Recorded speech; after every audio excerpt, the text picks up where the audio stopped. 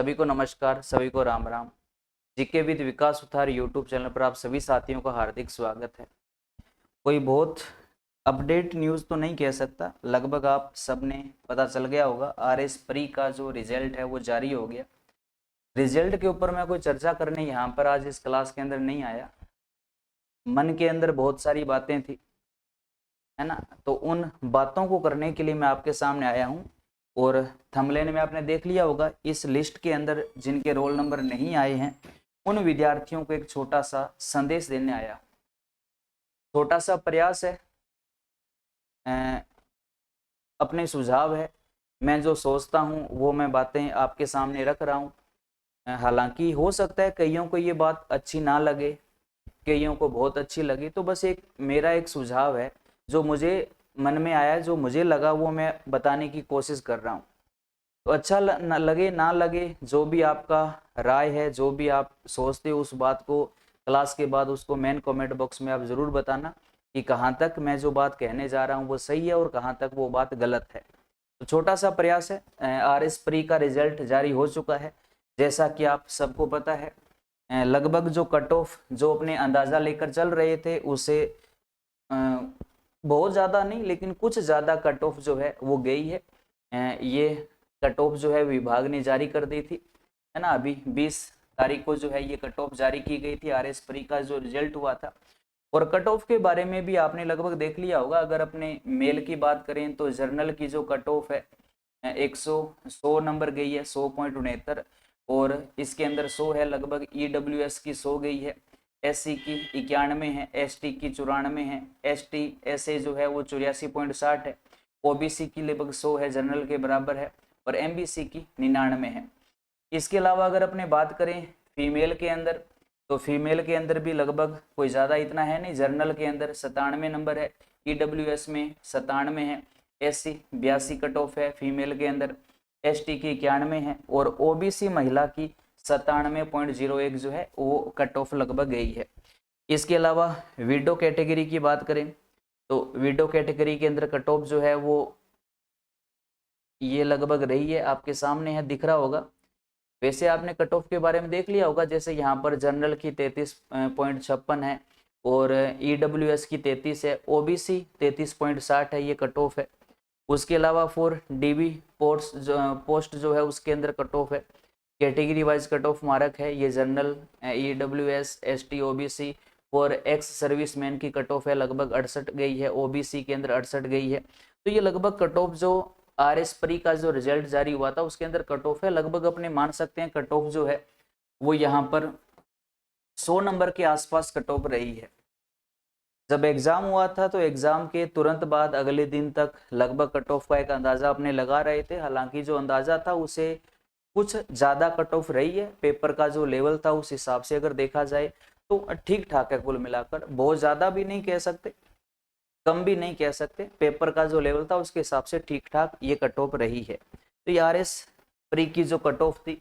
उसके अलावा अब की बार देखो आरपीएससी ने और अधीनस्थ बोर्ड ने भी ये कर दिया कि जैसे एग्जाम जो होते थे उसके अंदर पहले 4 ऑप्शन आते थे, है ना, 5 ऑप्शन आते हैं, और ये नियम था कि कोई भी प्रश्न का उत्तर आपको नहीं आ रहा तो उसमें आपको 5 नंबर जो ऑप्शन है ना, अनुत्तरित प्रश्न, वो वाला जो 5 नंबर है वो आपको ओएमआर शीट में काला करना था। जिस विद्यार्थी ने 10% से ज्यादा वो गोले जो काले नहीं किए थे, खाली रख दिए थे, उनको उनकी कॉपी ओएमआर शीट चेक नहीं हुई तो उनके भी अब की बार जो रोल नंबर है वो आरपीएससी ने अलग से जारी कर दिए कि इन्होंने 10% से ज्यादा जो है जो ओएमआर शीट में जो गोले होते हैं उनको खाली रखा था, कोई भी गोला काला नहीं किया था। जबकि नियम ये बना दिया था कि अगर आपको किसी प्रश्न का उत्तर नहीं आ रहा तो आपको जो 5 नंबर ओएमआर शीट के अंदर जो खाना था उसको आपको काला करना था, है ना। अनुत्तरित प्रश्न के नाम से पेपर के अंदर भी 5वां ऑप्शन आपके सामने आया था। तो ये इस प्रकार से कट ऑफ रही थी आरएस प्री की। जिनका आरएस प्री क्लियर हो चुका है उन सभी विद्यार्थियों को हार्दिक शुभकामनाएं, आगे भविष्य की उनको शुभकामनाएं हैं। All the best, best of luck है। आगे आरएस मेंस की बढ़िया आप तैयारी करो, भगवान करे आपका आरएस मेंस में अब की बार सिलेक्शन हो जाओ और आप किसी तहसील का या किसी ब्लॉक का जो है आप कार्यभार संभालो और प्रशासन के संग आम लोगों की, देश की सेवा करो, यही भगवान से दुआ है, यही प्रार्थना है। अब देखो, जैसे RS प्री का जो रिजल्ट आया था, तो रिजल्ट जैसे ही RS प्री का जारी हुआ तो लगभग क्या हुआ कि, अब देखो जो बात बोलने जा रहा हूं, पहले भी बोला था कि कईयों को अच्छी लगेगी, कईयों को बुरी लगेगी, है ना, लेकिन हकीकत है। अब होता क्या कि जब कोई भी रिजल्ट आता है, उस रिजल्ट के अंदर जो विद्यार्थी सफल होते हैं, अच्छी बात है, सफल होते हैं तो उनको ढेरों शुभकामनाएं, हार्दिक बधाई उनको, क्योंकि वो बधाई के पात्र भी है, सफल हुए हैं। तो क्या होता है कि उन विद्यार्थियों को लेकर बहुत सारे ऐसे स्टेज है जो उनको लेकर ये दिखाते हैं कि ये विद्यार्थी हमारे इस प्लेटफॉर्म से रहे थे और इसने ये रैंक हासिल की है, ये फलाना फलाना रैंक है जो हमारे इस प्लेटफॉर्म से आई है, या अब की बार हमने इतने सिलेक्शन दे दिए, इतने ये कर दिए। तो वो एक अच्छी बात है, क्योंकि आज का जो टाइम है वो टाइम भी ऐसा है कि अगर हमें किसी चीज़ को चलाना है तो उस चीज़ के बारे में आम लोगों तक वो बात हमें पहुंचानी होती है ना, बोलना होता है, बतानी होती है, तभी वो बात आम लोगों तक पहुंच पाती है।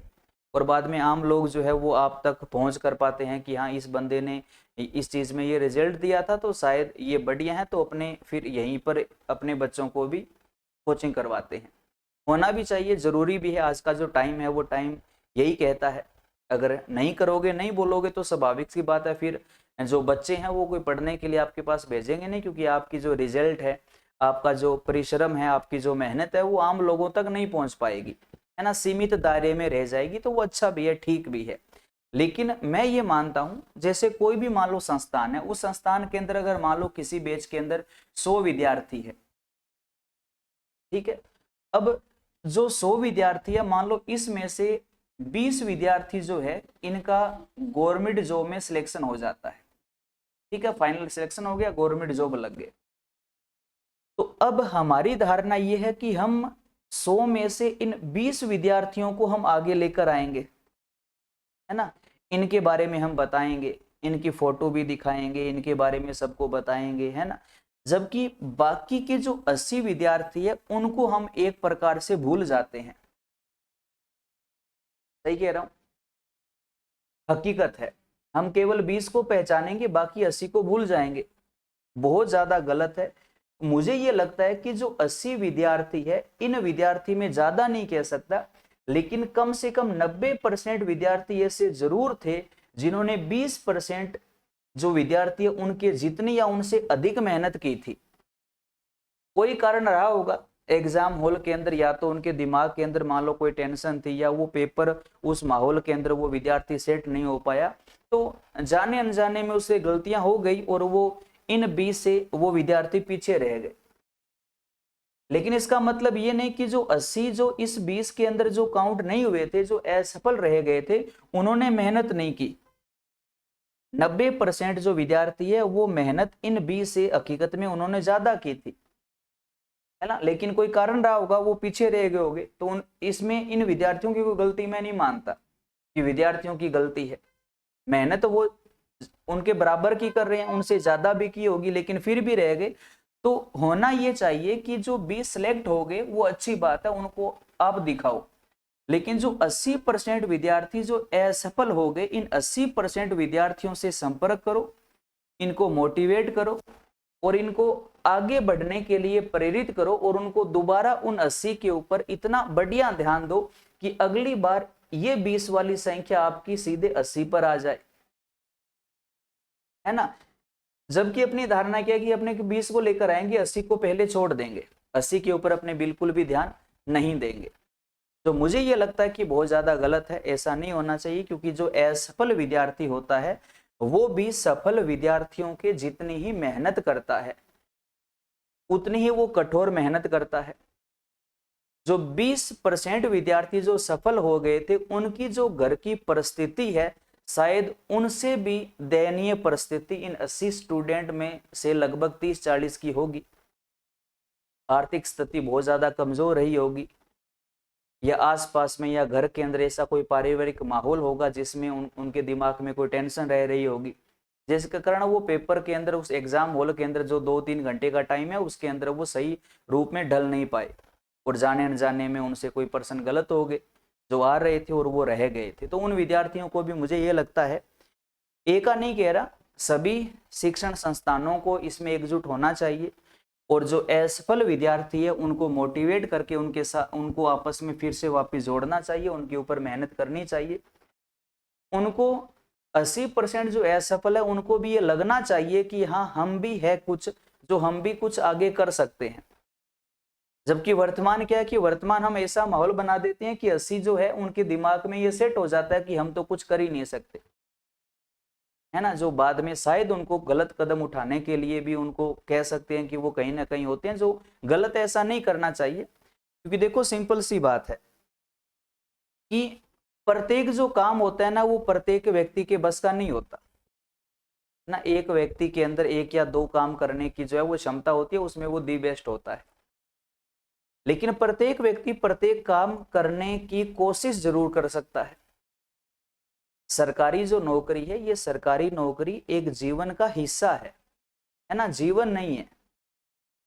सरकारी नौकरी लगे तो बहुत बढ़िया बात है, नहीं लगे तो सरकारी नौकरी है, भाड़ में जाए। और बहुत सारे काम है ना, अच्छे अच्छे बिजनेस है, अच्छे अच्छे स्कोप है, कोई भी बिजनेस करो, बढ़िया लाइफ सेटल कर सकते हैं, कोई इसमें बड़ी बात नहीं है। सरकारी जो नौकरी है उसको कभी भी अपना जीवन नहीं समझना चाहिए। सभी मैं भाई बहनों से निवेदन करता हूं, सरकारी जो नौकरी है ना वो जीवन का मात्र एक हिस्सा है ना, जीवन नहीं है पूरा। जीवन हमारा बहुत अनमोल जीवन है। जीवन हमें जो भगवान ने दिया है, ये जीवन हमें इस प्रकार से टेंशन में रहने से, सरकारी नौकरी के बारे में सोच सोच कर अपना जीवन गंवाने से, या इसके लिए जीवन भगवान ने नहीं दिया है ना। भगवान ने हमें जो जीवन दिया है ये बहुत कुछ करने के लिए जीवन दिया है। सरकारी नौकरी के अलावा भी बहुत सारे ऐसे ऑप्शन हैं जिसको हम अपना कर अपना जीवन और अपने परिवार वालों की जो जिंदगी है उसको बहुत बढ़िया तरीके से उसको बना सकते हैं और आगे बहुत बढ़िया अपने काम कर सकते हैं, नाम कर सकते हैं, है ना, बहुत बढ़िया कर सकते हैं। मतलब बहुत सारे ऑप्शन हैं अगर सोचा जाए तो।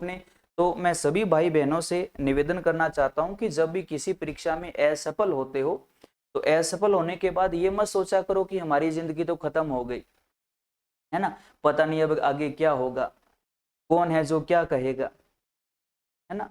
अब देखो आप सुनते हो, आप अच्छे से जानते हो, मैं फिर कह रहा हूं, लोगों का जो काम है वो केवल कहना होता है ना। वो गधे घुमार वाली कहानी सुनी होगी आपने, स्कूलों में पढ़ाया करते थे। जैसे कोई व्यक्ति था जो गधे को लेकर एक नदी पार कर रहा था। तो उसने क्या किया कि पहले नदी में पानी कम था, तो उस व्यक्ति ने सोचा कि चलो मैं गधे के ऊपर बैठ जाता हूँ और नदी पार हो जाएगी। तो वो गधे के ऊपर बैठ गया और वो नदी पार करने लग गया।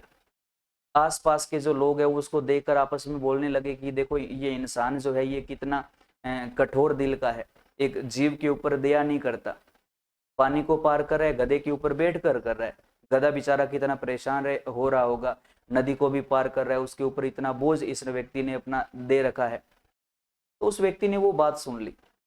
फिर अगले दिन क्या किया, उस व्यक्ति ने ये सोचा कि मैं गधे के ऊपर नहीं बैठूंगा, मैं एक काम करता हूँ, गधे के साथ साथ पैदल ही पानी के अंदर हो लेता हूँ, तो गधे के ऊपर बोझ नहीं आएगा, गधा भी बेचारा परेशान नहीं होगा और नदी पार कर लेंगे आसानी से। तो वो ऐसे करने लगा, गधे के साथ साथ वो भी नदी में पैदल चलने लगा। तो आसपास के जो लोग हैं वही उसको देखा और देखकर आपस में बात करने लगे कि देखो ये बंदा जो है कितना मूर्ख है ना, पास में इसके गधा है, इसके ऊपर बैठ कर ये आराम से इस नदी को पार कर सकता है, लेकिन फिर भी देखो कितना मूर्ख है ना, खुद पैदल चल रहा है। उसने वो बात सुनी, उसने कहा यार इनकी बात भी सही है, मैं तो हूं तो मूर्ख ही, गधा है इसके ऊपर बैठकर मैं पार कर सकता था, लेकिन देखो कितना बड़ा मूर्ख हूं, गधे के साथ साथ चल रहा हूं। अगला दिन फिर आया तो उसने ये सोचा कि अगर मैं गधे के ऊपर बैठूंगा तो ये गधा परेशान होगा, अगर गधे के साथ साथ मैं पैदल चलने लग गया तो लोग मुझे मूर्ख समझेंगे। तो मैं एक काम करता हूं, आज गधे को मैं अपनी पीठ के ऊपर बिठा लेता हूं, तो क्या होगा कि गधा भी परेशान नहीं होगा और दोनों जने भी पैदल नहीं चलेंगे, केवल एक को पैदल चलना पड़ेगा। तो उसने वही किया, गधे को अपनी पीठ के ऊपर बिठाया और वो नदी में पैदल हो गया, पार करने लगा। तो अब जो आसपास के लोग थे वो उसको देखकर जोर जोर से हंसने लगे कि बंदा देख कितना मूर्ख है है ना, गधे को अपने कंधे पर बिठाकर नदी को पार कर रहा है। इससे बड़ा कोई मूर्ख होगा क्या दुनिया में? तो कहने का मतलब है लोगों का जो काम होता है वो केवल कहना होता है। आप कुछ भी कर लो, लोग उसके बारे में बोलेंगे ही बोलेंगे, हकीकत है। और आपको भी पता है, चाहे आस पड़ोस हो, चाहे रिश्तेदार हो, कोई भी हो, उनका काम कहना है। तो लोग क्या कहेंगे इस बात को कभी भी मत सोचो। लोग कुछ भी कहें, कुछ भी करे, बस आपको जो अच्छा लगे, आपके परिवार के जो हित में हो, केवल वो काम करो। और यकीन मानो ऐसा अगर करोगे तो जो काम आप करोगे वो काम आपका दी बेस्ट होगा, गारंटी है ना। तो ऐसी कभी मत सोचा करो। और थोड़ा सा ना इसके ऊपर भी अपने ध्यान दिया करो। अब देखो, जो मन में जो सवाल आ रहे थे उसके ऊपर मैं बात करता हूं। क्या असफल विद्यार्थियों ने मेहनत नहीं की? है ना। अब ऐसा तो नहीं है कि जो 100 थे, 100 में से जो 20% विद्यार्थी जो थे वो सफल हो गए थे और बाकी के जो 80% विद्यार्थी थे वो असफल हो गए थे। तो इसका मतलब ये थोड़ी है कि असफल विद्यार्थियों ने मेहनत नहीं की, है ना। वही है ना, मैं कह रहा हूं ना कि इस 80% में से 90% कम से कम ऐसे विद्यार्थी जरूर आपको मिलेंगे जो इस 20% से ज्यादा जो इन्होंने मेहनत की थी। लेकिन हमारी आज धारणा क्या है कि हम केवल इन 20% को आगे लेकर आते हैं और कहीं ना कहीं इस 80% को हम बहुत ज्यादा डिमोटिवेट कर देते हैं, जो शायद आगे कुछ करना चाहते हैं लेकिन फिर भी वो पीछे हट जाते हैं, क्योंकि हम ऐसा माहौल बना देते हैं। तो हाथ जोड़कर निवेदन है, अगर बात अच्छी लगे, बुरी लगे, जो भी लगे, वो मुझे जो लगा वो मैंने आपको बताया। इस 80% जो साथी है ना, इनको कभी भी पीछे मत छोड़ा करो। इनको भी इन 20% से ज्यादा तवज्जो दिया करो, क्योंकि जो 20% है ये गवर्नमेंट जॉब में लग गए, अब ये सेटल हो गए। अब जरूरत है इस 80% साथियों को, तो इनको आगे लाओ, इनको अपने साथ जोड़ो, इनको इस हिसाब से मोटिवेट करो कि ये 80% जो विद्यार्थी असफल हुए हैं, ये असफल अपनी जिंदगी के अंदर नहीं हुए हैं, केवल एक गवर्नमेंट पेपर में हुए हैं, जॉब के पेपर में हुए हैं, जो मात्र एक पेपर क्या है, कागज का टुकड़ा है। असफल हो गए तो हो गए। अब असफलता का मतलब ये थोड़ी है कि आप जिंदगी में ही फेल हो गए, है ना। जिंदगी बहुत बड़ी जिंदगी है। फिर कह रहा हूं, गवर्नमेंट जॉब जो है वो जिंदगी का एक, जीवन का एक हिस्सा है, जीवन नहीं है पूरा का पूरा। कोई बात नहीं, अब की बार असफल हो गए, दोबारा से मेहनत करो, है ना। दोबारा मेहनत करोगे, अगली बार आप सफल हो जाओगे, गारंटी है। अब देखो, बहुत सारे ऐसे एग्जाम्पल है। अभी जो रिट का रिजल्ट आया था अपनी रिश्तेदारी के अंदर है, लगभग उन्होंने जो रिट का अभी इंग्लिश सब्जेक्ट था उनका, तो लगभग ये मानो कि वो एवरेज होने वाले थे, एवरेज हो चुके थे। अब की बार जो रिट वाला पेपर था उनका वो लास्ट था, इसके बाद वो कभी कोई फार्म नहीं भर सकते थे। लेकिन उन्होंने कभी भी तैयारी करना नहीं छोड़ा, है ना। वो लगातार, जैसे भी वो खेत में काम करते थे और आसपास में काम भी करते थे, घर को भी संभालते थे, जैसा भी थोड़ा बहुत टाइम मिलता वो अपनी पढ़ाई को उन्होंने कंटिन्यू रखा, मेहनत करते रहे। और अब की बार ये लास्ट उनके पास मौका था, लास्ट बार फार्म भरा और फार्म भरने के बाद में जैसे वो पहले कर रहे थे वैसा उन्होंने कंटिन्यू रखा। जैसे खेत के काम और अन्य काम से थोड़ा टाइम मिलता तो वो जो भी सिलेबस था वो उसको रिवाइज करने बैठ जाते, मेहनत करते गए।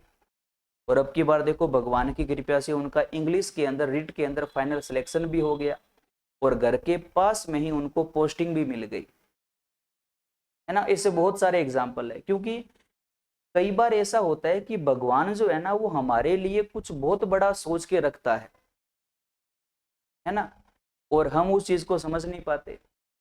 हम एक छोटी सी नौकरी के अंदर अगर हमारा सिलेक्शन नहीं होता तो हम इतने ज्यादा मोटिवेट हो जाते हैं, कई बार तो भगवान को गाली देने लग जाते हैं, है ना। लेकिन ये सोचो कि हम उस ऊपर वाले के संतानें हैं, वो हमारे माई बाप है, और माई बाप जो होते हैं वो कभी अपने संतानों का बुरा नहीं करते, हकीकत है। तो ये सोचो कि वो तो सबसे बड़े माई बाप है, वो हमारा कैसे बुरा कर देंगे? बुरा करने की सोच भी नहीं सकते वो तो, क्योंकि वो तो हमारे सबसे बड़े माई बाप है। तो वो हमारे साथ कैसे बुरा कर देंगे? हो ही नहीं सकता, संभव ही नहीं है। तो उस माई बाप ने हमारे लिए बहुत कुछ बड़ा सोच रखा है, गारंटी है, आप यकीन करो इस बात को। अगर आपका किसी गवर्नमेंट जॉब में सिलेक्शन नहीं होता तो इसका मतलब ये है कि ऊपर वाले ने आपके लिए बहुत कुछ बड़ा सोच रखा है। आप जो मेहनत कर रहे हो उस मेहनत को कंटिन्यू रखो, आगे कभी ना कभी आपको कुछ बड़ा मिलेगा, ये गारंटी है। और आपके भी देखो आस पड़ोस में रिश्तेदारी के अंदर कोई भाई बहन या कोई जानकारी में भी ऐसे आपको बहुत सारे एग्जाम्पल मिल जाएंगे, तो ओवरेज होते होते लास्ट में जाकर उनको गवर्नमेंट जॉब मिली थी, बढ़िया पोस्ट के ऊपर वो सिलेक्ट हुए थे ना। स्टार्टिंग में शायद वो कांस्टेबल की तैयारी कर रहे होंगे, रीट की तैयारी कर रहे होंगे, ऐसे छोटे बड़े बहुत सारे एग्जाम दिए होंगे लेकिन सिलेक्शन नहीं हुआ। और लास्ट में जाकर देखो उनका तो फर्स्ट ग्रेड में सिलेक्शन हुआ होगा, कॉलेज लेक्चरर में सिलेक्शन हुआ होगा, आरएस में सिलेक्शन हुआ होगा, मतलब बढ़िया पोस्ट के ऊपर उनका सिलेक्शन हुआ था। क्यों? क्योंकि माई बाप ने हमारे लिए बहुत बड़ा सोच रखा है ना। उसकी डायरी के अंदर जो है ना वो सबसे पहले सेट कर रखा है उसने अपने डायरी के अंदर कि इस वाले बेटे या इस बेटी को मैं ये दूंगा और इस वाले बेटे या बेटी के लिए मैंने ये करूंगा, उसने फिक्स कर रखा है। अपना काम क्या है? अपना काम केवल मेहनत करना है, मेहनत करते रहो।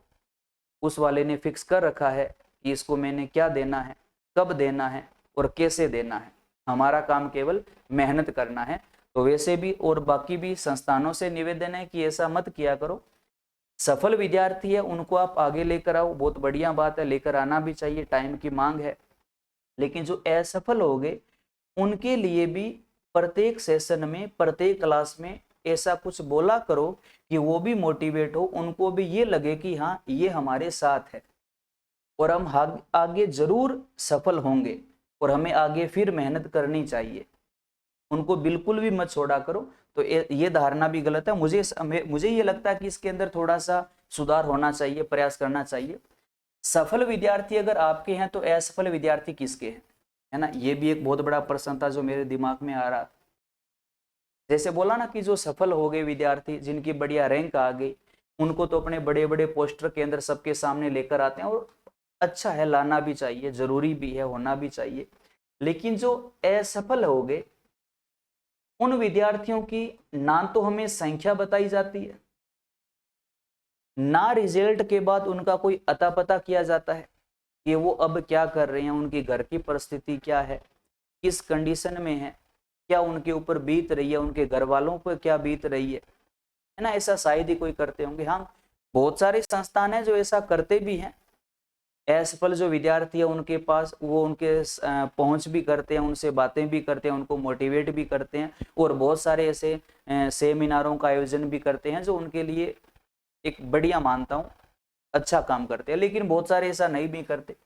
तो जो नहीं करते उनको करना चाहिए।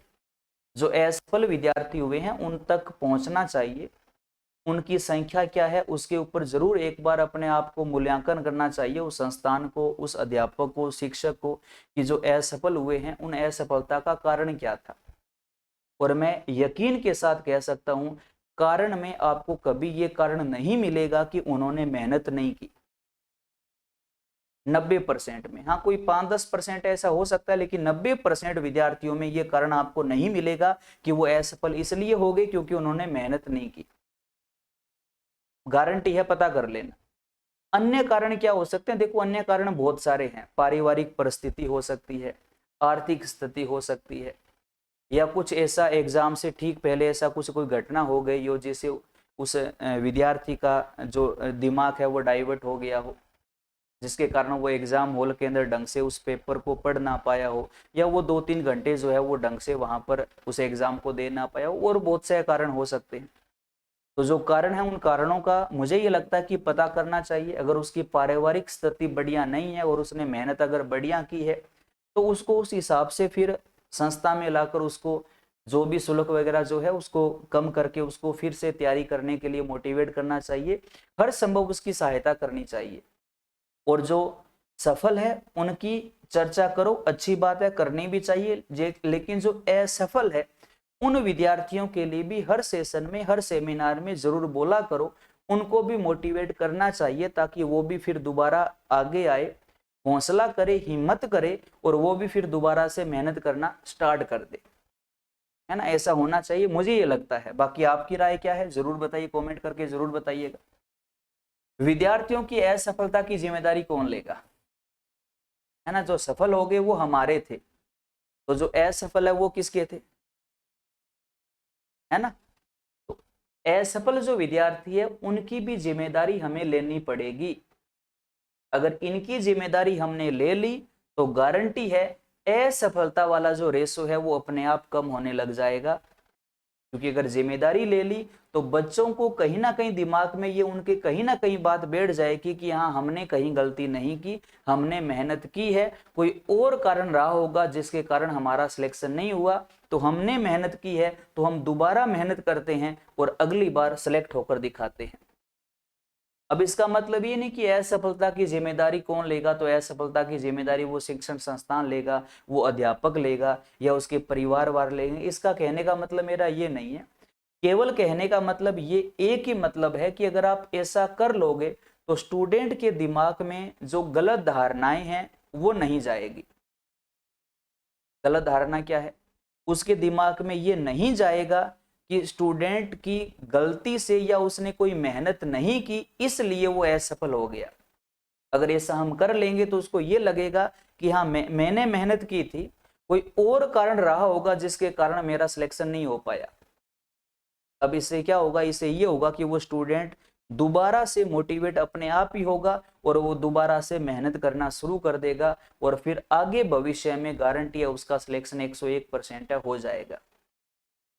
तो सफल जो विद्यार्थी है उनकी जिम्मेदारी ले रहे हो, लेनी भी चाहिए, जरूरी भी है, होना भी चाहिए। लेकिन असफल जो हुए हैं उन विद्यार्थियों की भी जिम्मेदारी हमें लेनी ही पड़ेगी, लेनी चाहिए, जरूरी है। अगर ऐसा कर लोगे और ऐसा कर रहे हो, है ना, अगर बहुत सारे संस्थान है, बहुत सारे अध्यापक है जो ऐसा कर भी रहे हैं, ऐसा अगर अपने कर लेंगे तो गारंटी है आने वाले टाइम में असफलता वाला जो रेशो है वो बहुत कम हो जाएगा। क्योंकि प्रत्येक बच्चा जो है वो दोबारा से रिफ्रेश होगा, दोबारा से मेहनत करेगा, दोबारा तैयारी करने में जुट जाएगा और आगामी परीक्षाओं में उस विद्यार्थी का सिलेक्शन पक्का हो जाएगा। ये भी मुझे लगा। आपको क्या लगता है जरूर बताइएगा। अब देखो कई विद्यार्थियों के दिमाग में ये भी आ जाता है कि अगर उसका सिलेक्शन नहीं हुआ तो वो ये सोचता है कि अब तो सब कुछ खत्म हो गया, है ना। तो ये धारणा गलत है, ऐसा कभी मत सोचा करो। मैं बार बार कहता हूँ, क्लासों के अंदर भी मैं कहता हूँ और आपको भी कह रहा हूँ कि सरकारी जो नौकरी है वो जीवन का एकमात्र छोटा सा हिस्सा है, पूरा का पूरा जीवन नहीं है। अगर सरकारी नौकरी नहीं लगी तो सरकारी नौकरी भाड़ में जाए, है ना। ऐसे बहुत सारे रास्ते हैं, ऐसे बहुत सारे काम हैं, ऐसी बहुत सारी चीजें हैं जिनको हम अपना कर अपना जीवन और अपने परिवार का जो जीवन है वो बहुत बढ़िया तरीके से बना सकते हैं। हर जरूरत को हम पूरा कर सकते हैं। सरकारी नौकरी ही सब कुछ नहीं होती, समझ रहे हो ना। अब देखो एग्जाम्पल देता हूँ, आप देखना अपनी रिश्तेदारी में, अपने जानकारों के आसपास में आपको ये मिलेगा कि लगभग 10% लोग, अधिकतम बता रहा हूं, 10% जो लोग हैं वो कहीं ना कहीं आपको गवर्नमेंट जॉब में मिलेंगे। 90% लोग ऐसे आपके आसपास में मिलेंगे जो सरकारी जॉब में नहीं होंगे। जबकि आपने ये देखा होगा कि जो 90% जो लोग हैं, इन लोगों के अधिकांश जो जीवन है वो 10% में से लोगों के जीवन से बहुत अच्छा व्यतीत हो रहा है। बढ़िया यानी कि कंडीशन भी है, बढ़िया पारिवारिक स्थिति भी है, सब कुछ बढ़िया, इनका भी बढ़िया है, लेकिन इनका भी उनसे बढ़िया है। अब अगर गवर्नमेंट जॉब भी सब कुछ होता तो शायद ये तो फिर ना के बराबर होते, इनके पास तो कुछ होता ही नहीं। लेकिन भगवान की दया से इनके पास आपको सब कुछ मिलेगा। तो ऐसे ना आसपास में थोड़ा देखा करो, थोड़ा सा सोचा करो, थोड़ा समझा करो चीजों को।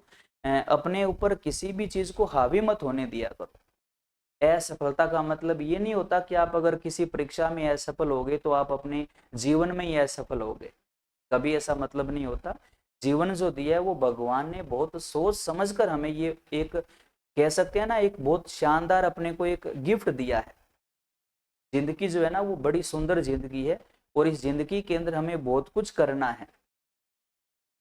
तो मेरा यही मानना है कि जो सरकारी नौकरी है वो एक जीवन का छोटा सा हिस्सा है, ये पूरा का पूरा जीवन नहीं है। अगर सिलेक्शन नहीं हुआ तो पहला तो ये होगा कि आप दोबारा से एक बार मेहनत करना शुरू कर दो, मेहनत करो। अगर आप इस दोबारा से अगर आप ऐसे करोगे, अपने को रिफ्रेश करके दोबारा किसी मेहनत के अंदर अपने आप को झुका दोगे, वापिस अपने मेहनत में लग जाओगे तो गारंटी है आपको सफलता जरूर मिलेगी। लेकिन बाकी फिर कह रहा हूँ, सरकारी नौकरी जीवन नहीं है, जिंदगी नहीं है, जिंदगी का एक छोटा सा हिस्सा है, 1% भी नहीं है, पॉइंटों में छोटा सा हिस्सा है सरकारी नौकरी। मिली तो ठीक, नहीं मिली तो और भी ठीक, और बहुत सारे ऑप्शन है ना। तो टेंशन मत लिया करो, कुछ नहीं है, बस ऐसे ही है, ऐसे किसी के पीछे मत भागा करो। अब देखो, क्या असफलता के बाद विद्यार्थी आगे कुछ नहीं कर सकता है? ऐसा थोड़ी होता है। जो असफल होता है, कहा ना, असफल विद्यार्थियों में 90% विद्यार्थी ऐसे होते हैं जिन्होंने मेहनत सफल विद्यार्थियों से हकीकत में ज्यादा की होती है। तो ये गारंटी है, ये जो असफलता वाले विद्यार्थी है ये आगे बहुत बड़ा करेंगे, गारंटी है, बहुत बड़ा करेंगे, जिसका शायद कभी किसी ने सोचा भी नहीं होगा, है ना। ऐसा बड़ा करेंगे। अगर उनका रिट में सिलेक्शन अब की बार नहीं हुआ तो गारंटी, अगर वो मेहनत अपनी जारी रखेंगे तो आगे उनका फर्स्ट ग्रेड में सिलेक्शन होगा, गारंटी है, बढ़िया पोस्ट पर सिलेक्शन होगा। अगर किसी का कांस्टेबल में सिलेक्शन नहीं हुआ तो गारंटी है उनका आगे कोई ना कोई बड़ी पोस्ट पर 101% सिलेक्शन होगा, अगर उसने अपनी मेहनत को जारी रखा तो, गारंटी है। और आपने आसपास में देखा भी होगा, है ना। तो असफलता का मतलब ये नहीं होता कि आपको कुछ भी नहीं आता या आपने कुछ भी नहीं किया। आपने बहुत कुछ किया है, आपने बहुत कुछ सीखा है और आपने बहुत कुछ जाना है, और अब आपने जो सीखा है और जो जाना है, कम से कम 6 महीने आपने तैयारी की होगी, तो 6 महीनों के अंदर जो आपने सीखा है, अब ये सीखा जो है इसका आपको रिजल्ट जो मिलेगा वो आगामी परीक्षाओं में जरूर मिलेगा, ये गारंटी है। बस शर्त एक ही है, जो मेहनत कर रहे हो उस मेहनत को कंटिन्यू रखो, है ना। और देखो, एक ये भी है कि अपने क्या होती है कि धारणा होती है अपने साथियों की, भाई बहनों की, विद्यार्थियों की, सबकी होती है कि अपने तैयारी कब शुरू करेंगे, जब विज्ञप्ति आ जाएगी, है ना, या सरकार जैसे कोई नौकरी का अनाउंस कर देगी, उसके बाद हम तैयारी करना शुरू करेंगे। जैसे अभी अपने आसपास में बात करते हैं, किसकी तैयारी कर रहा है? नहीं, तैयारी किसी की नहीं, कोई है ही नहीं, कोई पोस्ट आई नहीं है, जब आएगी तो तब देखेंगे। जबकि उसको ये पता है कि वो तैयारी किसकी करना चाहता है ना। लगभग ये कहेंगे, अब रिट का अभी तक विज्ञापन आया नहीं है, रिट की जब भर्ती आएगी तो तब मैं रिट की तैयारी करूंगा, या जब पटवारी की आई तो मैं पटवारी की तैयारी करूंगा। अब एक बात बताओ, क्या ऐसा संभव है कि भविष्य में रिट की भर्ती आना बंद हो जाए, कांस्टेबल की भर्ती आना ही बंद हो जाए, पटवार की भर्ती आना ही बंद हो जाए? हो सकता है ऐसा? कभी नहीं हो सकता। तो ऐसा जानने के बाद भी आप अपने आप का जो टाइम है उस टाइम को क्यों वेस्ट कर रहे हो? आपको ये पता है कि रिट वाली जो भर्ती है वो 100% है, आएगी, 1 साल नहीं, 2 साल नहीं, लेकिन आएगी जरूर। अभी नहीं तो अगले साल आएगी, आएगी जरूर। और आपको पता है कि मुझे रिट की ही तैयारी करनी है, तो अपना टाइम मत खराब किया करो, अभी से अपनी तैयारी को शुरू कर दो। और अब अगर आप अभी से मान लो तैयारी शुरू कर देते हो, रिट की भर्ती आती है 1 साल के बाद, बात को सुनना और समझना, 1 साल के बाद में रिट की भर्ती आती है, तो बहुत सारे साथी जो है वो रिट की भर्ती के आने के बाद में तैयारी लगेंगे। तो उस समय आप कहाँ होंगे? आप उस समय कहाँ होंगे? 1 साल में कम से कम आपने रिट वाला जो सिलेबस है वो 2 बार पढ़ लिया होगा, कम से कम कह रहा हूं। और कम से कम जब 2 बार पढ़ा तो आपने इतना अच्छे से पढ़ा क्योंकि आपके पास टाइम खूब था, आपने उस बात को अच्छे से डिटेल में जाकर समझ कर उस चीज को आपने ढंग से पढ़ा, आपके सारे कॉन्सेप्ट क्लियर हो गए। तो अब बताओ, जो विज्ञप्ति आने के बाद में जो स्टूडेंट तैयारी करने के लिए जो आएंगे, तो उन साथियों, उन स्टूडेंट से तो आप कहीं ज्यादा आगे होंगे। जो वो स्टूडेंट है जो विज्ञप्ति के बाद तैयारी करना शुरू किया, उन्होंने तो सिलेबस अभी पढ़ना शुरू किया है, जबकि आप उस समय क्या कर रहे होंगे? आप उस समय आपने सिलेबस जो पढ़ लिया 2 से 3 बार, उसकी प्रैक्टिस करना आपने शुरू कर रहे होंगे, मॉडल पेपर निकाल रहे हैं, साथ साथ में सिलेबस को रिवाइज कर रहे हैं, है ना। मतलब आप एक प्रैक्टिस कर रहे हो कि अब आप तैयार हो, कब मर्जी पेपर हो जाए हमें कोई टेंशन नहीं है। जबकि जो विज्ञप्ति के बाद जो आए हैं उनको ये टेंशन है कि यार पेपर जल्दी ना हो जाए, कम से कम 5-6 महीने का टाइम दे। और मान लो ऐसा हो जाए, विज्ञप्ति आए और विज्ञप्ति में ये कह दे कि हम तो 2 महीने के बाद ही रिट का एग्जाम लेंगे, विज्ञप्ति के टाइम ही कह दे, तो गारंटी है विज्ञप्ति के बाद में जो साथी स्टूडेंट तैयारी करने आएंगे या आ रहे हैं वो उसकी तैयारी नहीं कर पाएंगे, क्योंकि उनके दिमाग में क्या रहेगा कि 2 महीने के बाद तो पेपर ही है। तो वो हड़बड़ाहट में जल्दबाजी में ना तो वो चीज को समझ पाएंगे, ना उस चीज को पढ़ पाएंगे, और 2 महीने यूं चुटकियों में आ जाएंगे, उनको पता भी नहीं चलेगा, है ना।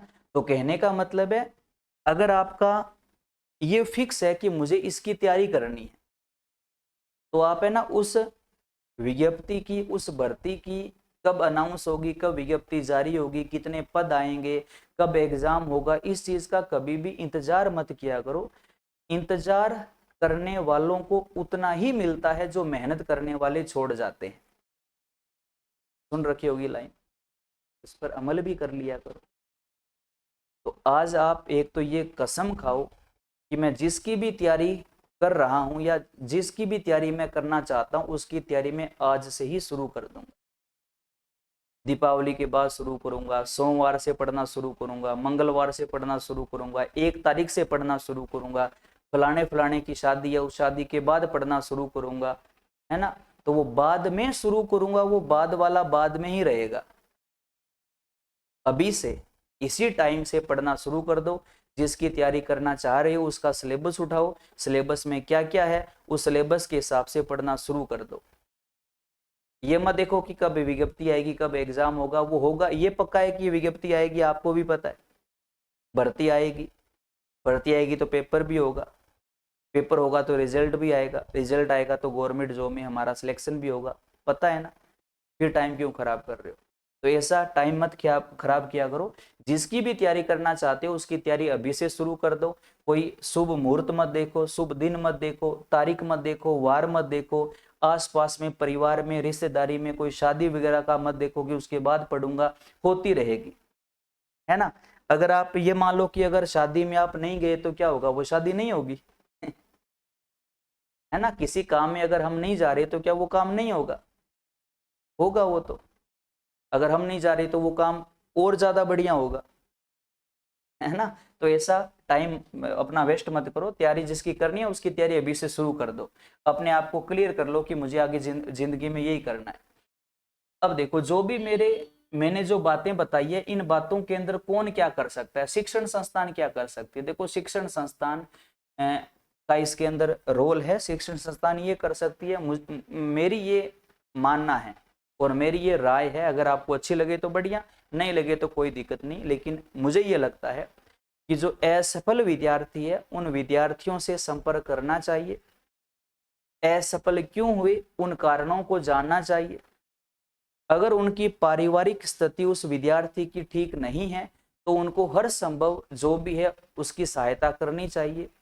और उस विद्यार्थी को इस बात के लिए प्रेरित जरूर करना चाहिए कि वो असफल हुआ है, इसका मतलब ये नहीं कि वो आगे कुछ नहीं कर सकता। आगे बहुत कुछ कर सकता है। उसने बहुत बढ़िया मेहनत की, बहुत बढ़िया प्रयास किया उसने, अगली बार उसका सिलेक्शन जरूर होगा। तो वो तैयारी करना अभी से शुरू करे। दोबारा से अपना जो भी लक्ष्य है उसको निर्धारित करे और लक्ष्य के प्रति ईमानदारी से वो तैयारी करना आज से शुरू कर दे। हम उसके साथ हैं। अगर इतनी सी बात एक संस्थान कर लेता है तो गारंटी है जो असफल विद्यार्थी है उसके लिए तो आप भगवान हो, भगवान से भी बड़े हो, है ना। तो ऐसा जरूर करना चाहिए। असफल विद्यार्थियों को साथ में लेकर आओ, उनके ऊपर मेहनत करो। गारंटी है वो बहुत तकड़ा आपको रिजल्ट देने वाले हैं। और ऐसा काम ना बहुत सारे संस्थान कर भी रहे हैं। संस्थान के जो मालिक है, संस्थान जो है, ऐसा बहुत उत्कृष्ट काम ऐसे कर रहे हैं, बहुत सारे बढ़िया काम कर रहे हैं, है ना। आसपास में संस्थान है बहुत, जहाँ मैं सेवाएं दे रहा हूँ वहाँ भी इस प्रकार के जो संस्थान के जो मालिक है वो बढ़िया स्टूडेंट के साथ उनका बढ़िया ट्यूनिंग है, बढ़िया उनसे बातें भी करते हैं, उनको प्रेरित भी करते हैं, पढ़ने के लिए मोटिवेट भी करते हैं। तो सब कुछ करते हैं और करना भी चाहिए।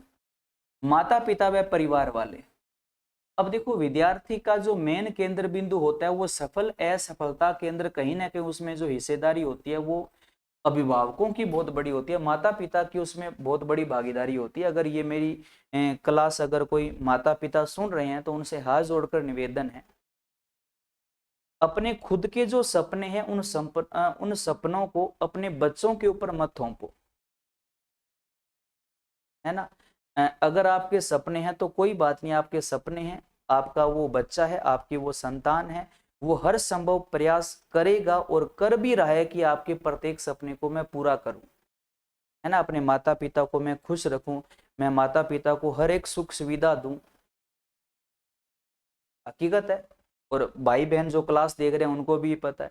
अब होता क्या है कि जैसे माता पिता अपने जो सपने होते हैं वो अगर अपने बच्चों के ऊपर जब थोप देते हैं तो कहीं ना कहीं वो बच्चा जो है ना उन सपनों के नीचे दब जाता है। और कहीं ना कहीं अगर वो सपने को पूरा करने में अगर एक बार भी अगर वो चूक गया तो वो दिमाग के अंदर बहुत ज्यादा वो डिप्रेशन में चला जाता है।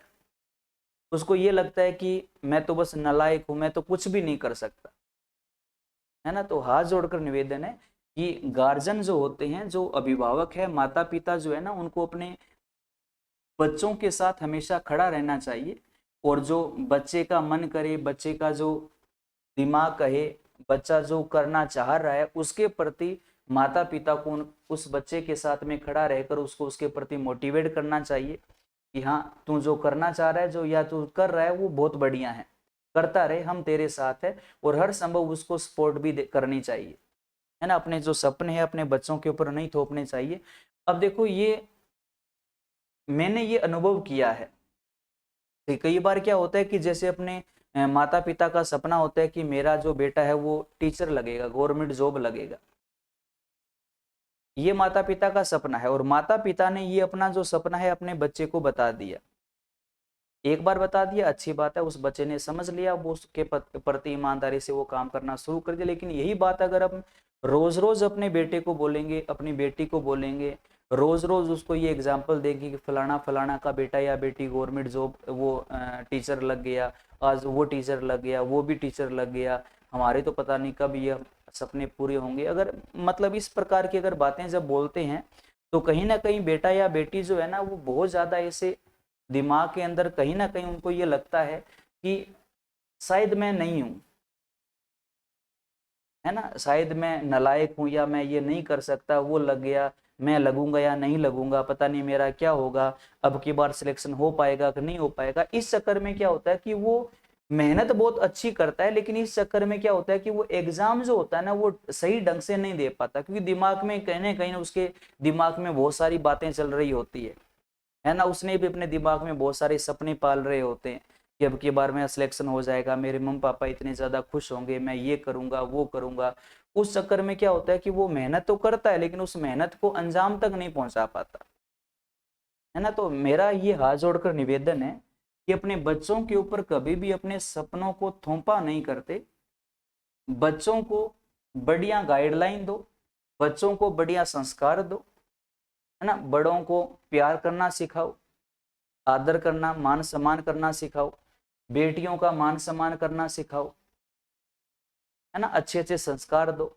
अगर आप बस एक माता पिता अगर अपने बच्चों को केवल एक अच्छे संस्कार दे दे, अपने सपनों को अपने बच्चों के ऊपर ना थोपे, तो वो बच्चा जो है ना वो गारंटी अपने जीवन में बहुत बड़ा करेगा।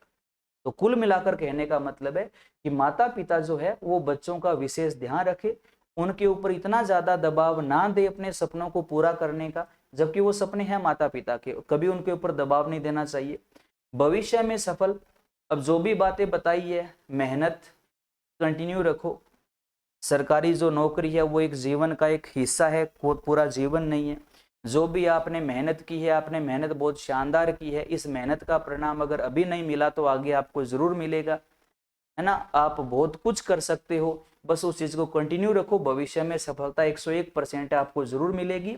अगर इस वाले रिजल्ट में या किसी भी रिजल्ट में अगर किसी साथी का सिलेक्शन नहीं हुआ तो कोई दिक्कत नहीं, अपनी तैयारी को वापस से कंटिन्यू कर दो, मेहनत करना शुरू कर दो। ये समझो कि मैं आज से एक नई शुरुआत कर रहा हूँ, जीरो लेवल से शुरुआत कर रहा हूँ, गारंटी है भविष्य में आप जरूर सफल होंगे। तो ये कुछ बातें थी जो मेरे मन में चल रही थी। अगर आपको अच्छी लगी या बुरी लगी, जैसे भी लगी, तो आप कमेंट बॉक्स में अपनी राय जरूर देना, ठीक है ना। अगर आपको लगता है कि नहीं सर ऐसा भी कर सकते हैं, या नहीं सर आपने ये गलत कहा, या सर आपने ये सही कहा, यहाँ पर कुछ ये हो सकता है, जो जो भी आपका राय है, जो भी आपके सुझाव है, वो सारी आमंत्रित है। आप जरूर अपनी राय देना, सुझाव देना, कहाँ तक मैं सही हूँ, कहाँ तक मैं गलत हूँ, है ना। बाकी चैनल के ऊपर जुड़े रहना। जो भी साथी पहली बार चैनल में आया है वो चैनल को सब्सक्राइब जरूर कर लेना। और अपने साथियों के बीच में GK with Vikas Sutar YouTube channel को ज़्यादा ज़्यादा शेयर जरूर करना। और जो सफल हो गए उनको हार्दिक शुभकामनाएं, जो असफल हो गए वो सबसे बड़े योद्धा है, भविष्य में वो बहुत कुछ बड़ा करने जा रहे हैं, इस चीज़ की गारंटी है। तो मेहनत अपनी कंटिन्यू जारी रखना, आज से ही वापिस से पढ़ना शुरू कर दो, जो भी आप तैयारी करना चाहते हो उसका सिलेबस उठाओ और सिलेबस के हिसाब से तैयारी करना शुरू कर दो। बाकी सभी साथियों को बहुत बहुत धन्यवाद जो आपने अपना कीमती टाइम सेशन में दिया, आपने मेरे विचारों को सुना, और जो भी राय है वो कमेंट में ज़रूर बताना। आगे फिर अपने एक नई क्लास के अंदर फिर दोबारा मिलेंगे, दोबारा मुलाकात होगी, तब तक अपना ध्यान रखना। जय हिंद, जय भारत।